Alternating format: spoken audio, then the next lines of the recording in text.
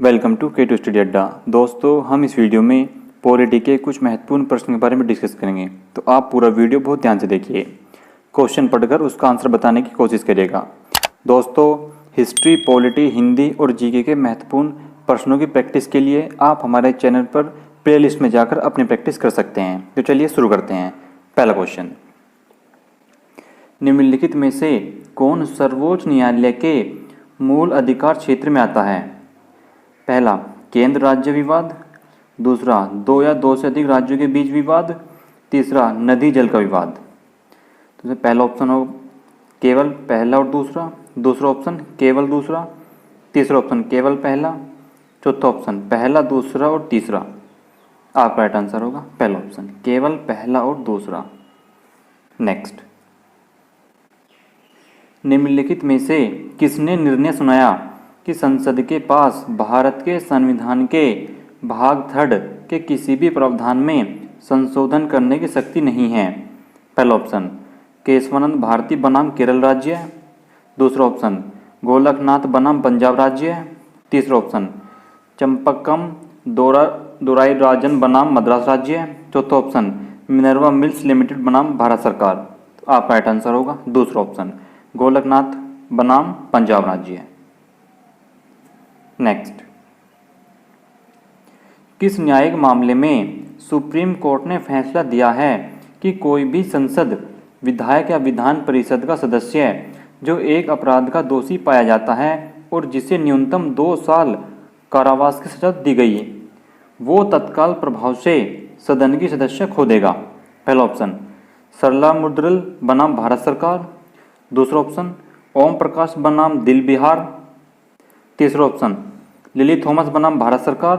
चौथा ऑप्शन इंदिरा साहनी बनाम भारत सरकार। आपका राइट आंसर होगा तीसरा ऑप्शन, लिली थॉमस बनाम भारत सरकार। नेक्स्ट, भारत के संविधान की प्रस्तावना में किस स्वतंत्रता का उल्लेख नहीं है? पहला ऑप्शन विचार।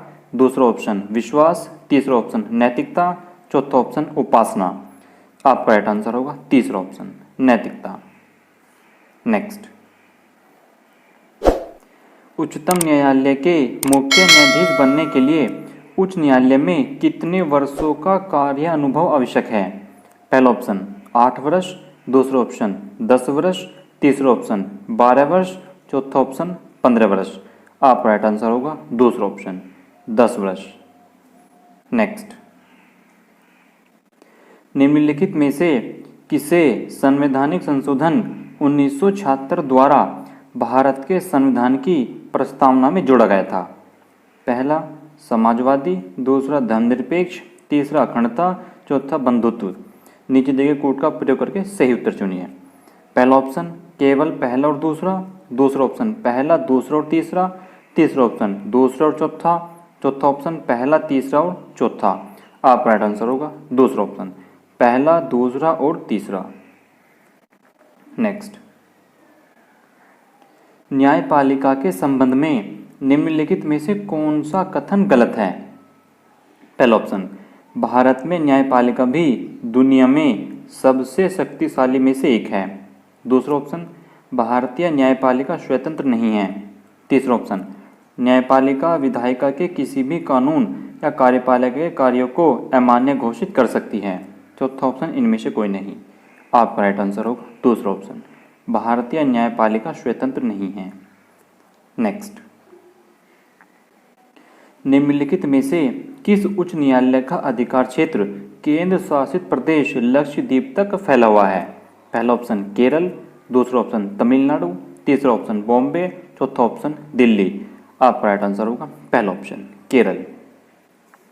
नेक्स्ट, न्यायमूर्ति वी रामस्वामी पर जब दोषारोपण प्रस्ताव लाया गया था तब वे मुख्य न्यायाधीश पद पर आसीन थे? पहला ऑप्शन मद्रास उच्च न्यायालय। दूसरा ऑप्शन पंजाब उच्च न्यायालय।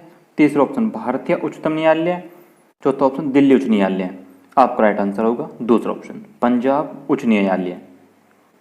नेक्स्ट, किस संशोधन के अनुसार भारतीय संविधान की प्रस्तावना में समाजवादी और धर्मनिरपेक्ष शब्द जोड़े गए? पहला ऑप्शन 78वां संशोधन। दूसरा ऑप्शन 42वां संशोधन, तीसरा ऑप्शन 44वां संशोधन, चौथा ऑप्शन इनमें से कोई नहीं। आपका राइट आंसर होगा दूसरा ऑप्शन 42वां संशोधन। दोस्तों यदि वीडियो आपको अच्छा लगता है तो आप वीडियो को लाइक शेयर जरूर क्या करो। ये था हमारा पॉलिटी का वीडियो। आपको ये वीडियो कैसा लगा प्लीज़ कमेंट बॉक्स में जरूर बताना। और अगर अभी तक भी आपने हमारे चैनल को सब्सक्राइब नहीं किया है तो आप हमारे चैनल को सब्सक्राइब जरूर कर लीजिए। आपको इस चैनल से निश्चित ही मदद मिलेगी। Thanks for watching.